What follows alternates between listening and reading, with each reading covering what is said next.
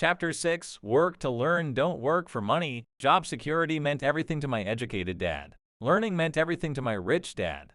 A few years ago, I was granted an interview with a newspaper in Singapore. The young female reporter was on time, and the interview began immediately.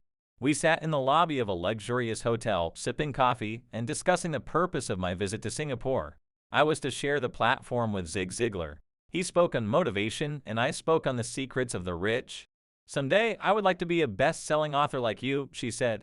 I had seen some of the articles she had written for the paper, and I was impressed. She had a tough, clear style of writing. Her articles held a reader's interest. You have a great style, I said in reply. What holds you back from achieving your dream? My work does not seem to go anywhere, she said quietly. Everyone says that my novels are excellent, but nothing happens. So I keep my job with the paper. At least it pays the bills. Do you have any suggestions? Yes, I do, I said brightly. A friend of mine here in Singapore runs a school that trains people to sell. He runs sales training courses for many of the top corporations here in Singapore, and I think attending one of his courses would greatly enhance your career. She stiffened. Are you saying I should go to school to learn to sell? I nodded. You aren't serious, are you? Again, I nodded. What is wrong with that? I was now backpedaling. She was offended by something, and now I was wishing I had not said anything. In my attempt to be helpful, I found myself defending my suggestion. I have a master's degree in English literature. Why would I go to school to learn to be a salesperson? I am a professional. I went to school to be trained in a profession so I would not have to be a salesperson. I hate salespeople. All they want is money. So tell me why I should study sales. She was packing her briefcase. The interview was over. On the coffee table sat a copy of an earlier best-selling book I wrote. I picked it up as well as the notes she had jotted down on her legal pad. Do you see this? I said, pointing to her notes. She looked down at her notes. What? She said, confused. Again, I pointed deliberately to her notes. On her pad, she had written Robert Kiyosaki, best-selling author. It says best-selling author, not best-writing author, I said quietly. Her eyes widened. I am a terrible writer, I said. You are a great writer. I went to sales school. You have a master's degree. Put them together, and you get a best-selling author and a best-writing author. Anger flared from her eyes. I'll never stoop so low as to learn how to sell. People like you have no business writing. I am a professionally trained writer, and you are a salesman. It is not fair, she fumed. She put the rest of her notes away and hurried out through the large glass doors into the humid Singapore morning. At least she gave me a fair and favorable write-up the next morning. The world is filled with smart, talented, educated, and gifted people. We meet them every day. They are all around us. A few days ago, my car was not running well. I pulled into a garage, and the young mechanic had it fixed in just a few minutes. He knew what was wrong by simply listening to the engine. I was amazed. I am constantly shocked at how little talented people earn. I have met brilliant, highly educated people who earn less than $20,000 a year. A business consultant who specializes in the medical trade was telling me how many doctors, dentists, and chiropractors struggle financially. All this time, I thought that when they graduated, the dollars would pour in. It was this business consultant who gave me the phrase, they are one skill away from great wealth. What this phrase means is that most people need only to learn and master one more skill, and their income will jump exponentially. I have mentioned before that financial intelligence is a synergy of accounting, investing, marketing, and law. Combining those four technical skills and making money with money is easier than most people would believe. When it comes to money, the only skill most people know is to work hard. The classic example of a synergy of skills was that young writer for the newspaper. If she diligently learned the skills of sales and marketing, her income would jump dramatically. If I were her, I would take some courses in advertising, copywriting, as well as sales. Then, instead of working at the newspaper, I would seek a job at an advertising agency. Even if it were a pay cut, she would learn how to communicate in shortcuts that are used in successful advertising. She also would spend time learning public relations, an important skill. She would learn how to get millions in free publicity. Then, at night and on weekends, she could be writing her great novel. When it was finished, she would be better able to sell her book. Then, in a short while, she could be a best-selling author. When I came out with my first book, If You Want to Be Rich and Happy, Don't Go to School, a publisher suggested I change the title to The Economics of Education. I told the publisher that with a title like that, I would sell 2 books, one to my family and one to my best friend. The problem is that they would expect it for free. The obnoxious title, If You Want to Be Rich and Happy, Don't Go to School, was chosen because we knew it would get tons of publicity. I am pro-education and believe in education reform. If I were not pro-education, why would I continue to press for changing our antiquated educational system? So I chose a title that would get me on more TV and radio shows simply because I was willing to be controversial. Many people thought I was a fruitcake, but the book sold and sold.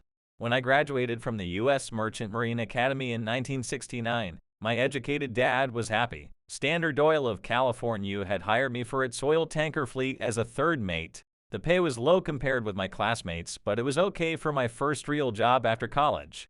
My starting pay was about $42,000 a year, including overtime, and I only had to work for 7 months. I had 5 months of vacation. If I'd wanted to, I could have taken the run to Vietnam with a subsidiary shipping company and easily doubled my pay instead of taking 5 months of vacation. I had a great career ahead of me, yet I resigned after 6 months with the company and joined the Marine Corps to learn how to fly. My educated dad was devastated. Rich Dad congratulated me. In school and the workplace, the popular opinion is the idea of specialization. That is, to make more money or get promoted, you need to specialize. That is why medical doctors immediately begin to seek a specialty such as orthopedics or pediatrics. The same is true for accountants, architects, lawyers, pilots, and others. My educated dad believed in the same dogma. That is why he was thrilled when he eventually achieved his doctorate. He often admitted that schools reward people who study more and more about less and less. Rich Dad encouraged me to do exactly the opposite. You want to know a little about a lot, was his suggestion. That is why for years worked in different areas of his companies. For a while, I worked in his accounting department. Although I would probably never have been an accountant, he wanted me to learn via osmosis. Rich Dad knew I would pick up jargon and a sense of what is important and what is not. I also worked as a busboy and construction worker as well as in sales, reservations, and marketing. He was grooming Mike and me. That is why he insisted we sit in on the meetings with his bankers, lawyers, accountants, and brokers. He wanted us to know a little about every aspect of his empire. When I quit my high-paying job with Standard Oil, my educated dad had a heart-to-heart talk with me. He was bewildered. He could not understand my decision to resign from a career that offered high pay, great benefits, lots of time off, and opportunity for promotion.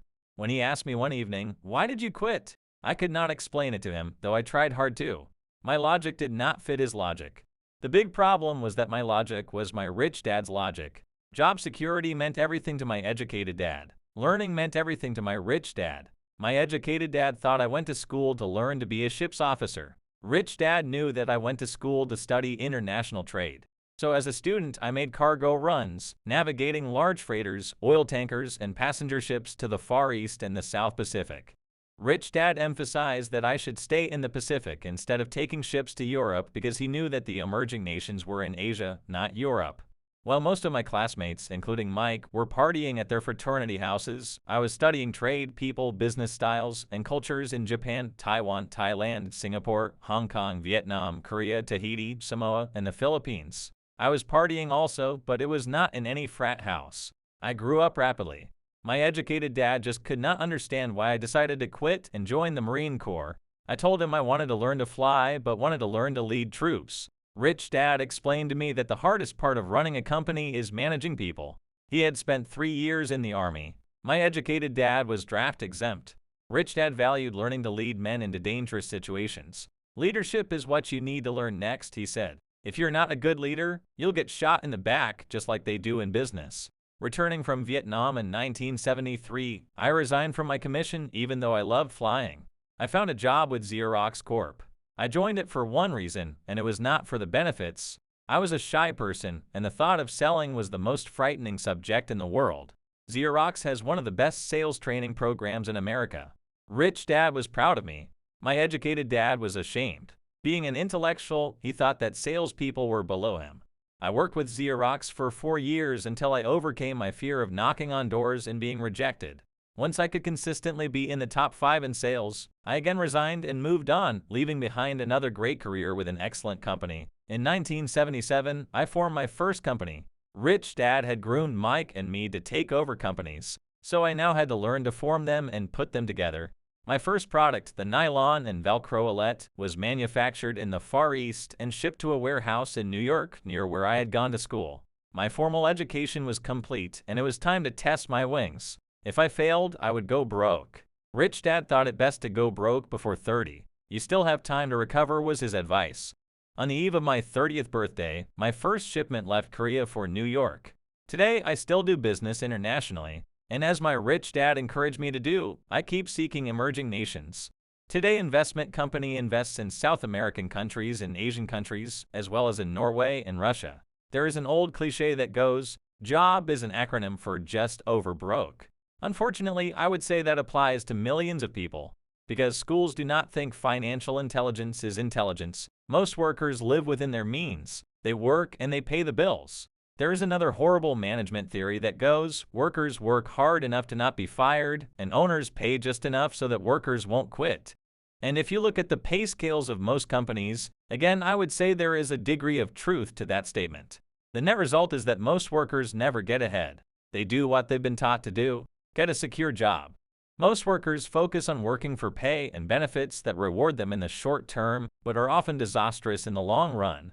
Instead, I recommend that young people seek work for what they will learn more than what they will earn. Look down the road at what skills they want to acquire before choosing a specific profession and before getting trapped in the rat race. Once people are trapped in the lifelong process of bill paying, they become like those little hamsters running around on those metal wheels. Their little free legs are spinning furiously, and the wheel is turning furiously, but come tomorrow morning, they'll still be in the same cage. Great job! In the movie Jerry Maguire starring Tom Cruise, there are many great one-liners. Probably the most memorable is, "Show me the money." But there is one line I thought most truthful. It comes from the scene where Tom Cruise is leaving the firm. He has just been fired, and he is asking the entire company, "Who wants to come with me?" And the whole place is silent and frozen. Only one woman speaks up and says, "I'd like to, but I'm due for a promotion in 3 months." That statement is probably the most truthful in the whole movie. It is the type of statement that people use to keep themselves busy, working away to pay bills. I know my educated dad looked forward to his pay raise every year, and every year he was disappointed. So he would go back to school to earn more qualifications so he could get another raise. Then, once again, there would be another disappointment. The question I often ask people is, where is this daily activity taking you? Just like the little hamster, I wonder if people look at where their hard work is taking them. What does the future hold? In his book, The Retirement Myth, Craig S. Carpel writes, "I visited the headquarters of a major national pension consulting firm and met with a managing director who specializes in designing lush retirement plans for top management.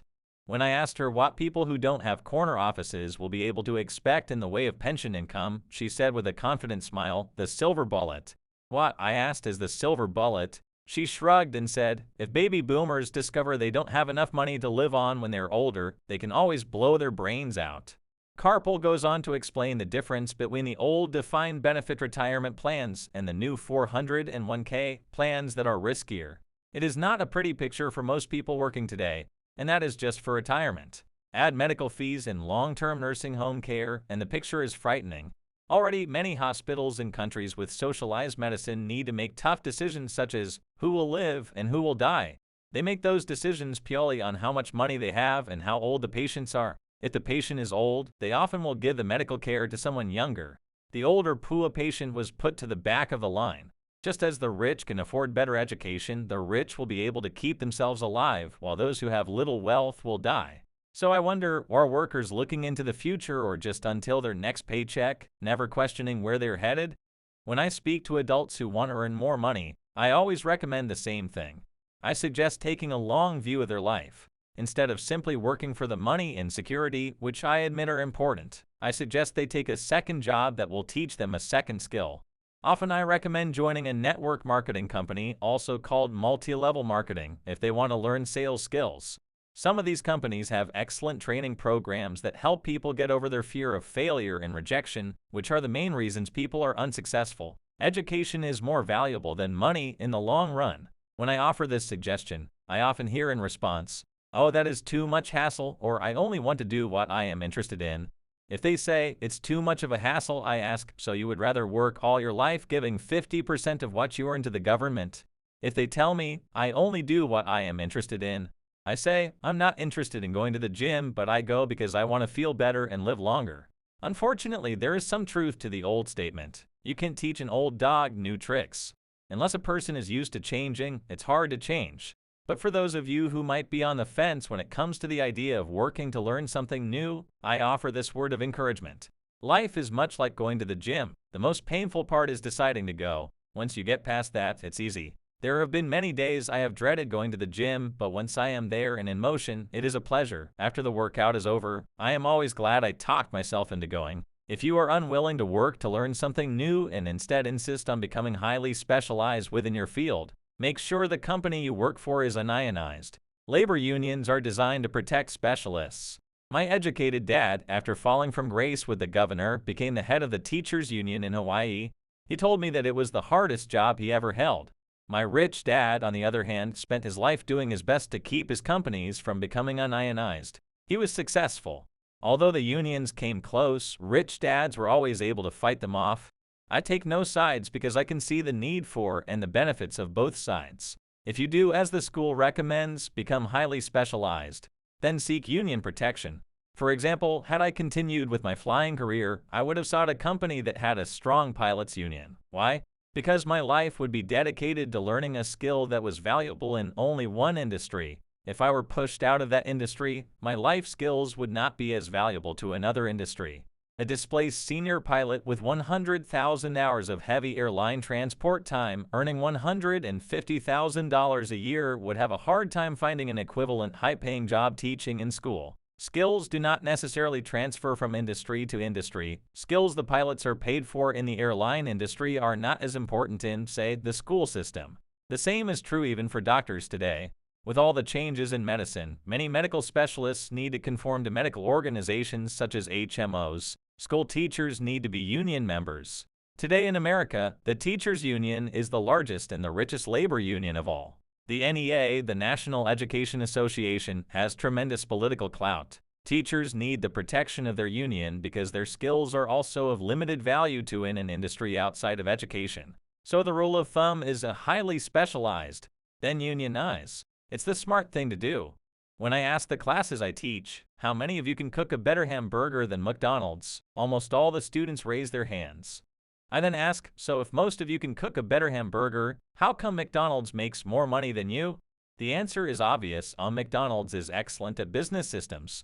The reason so many talented people are poor is that they focus on building a better hamburger and know little to nothing about business systems. A friend of mine in Hawaii is a great artist. He makes a sizable amount of money. One day his mother's attorney called to tell him that she had left him $35,000. That is what was left of her estate after the attorney and the government took their shares. Immediately, he saw an opportunity to increase his business by using some of this money to advertise. 2 months later, his first 4-color, full-page ad appeared in an expensive magazine that targeted the very rich. The ad ran for 3 months. He received no replies from the ad, and all of his inheritance is now gone. He now wants to sue the magazine for misrepresentation. This is a common case of someone who can build a beautiful hamburger but knows little about business.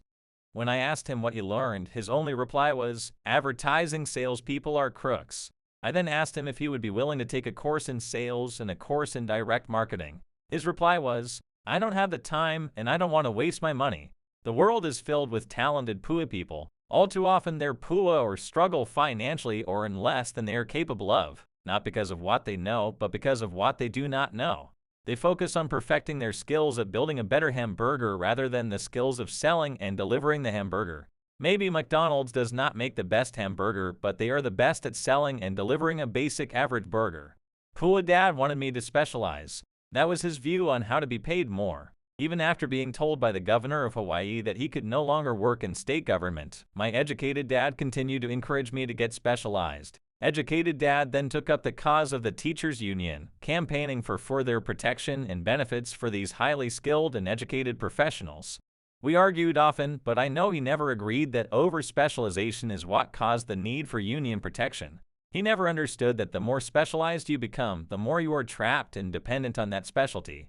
Rich Dad advised that Mike and I groom ourselves. Many corporations do the same thing. They find a young, bright student just out of business school and begin grooming that person to someday take over the company.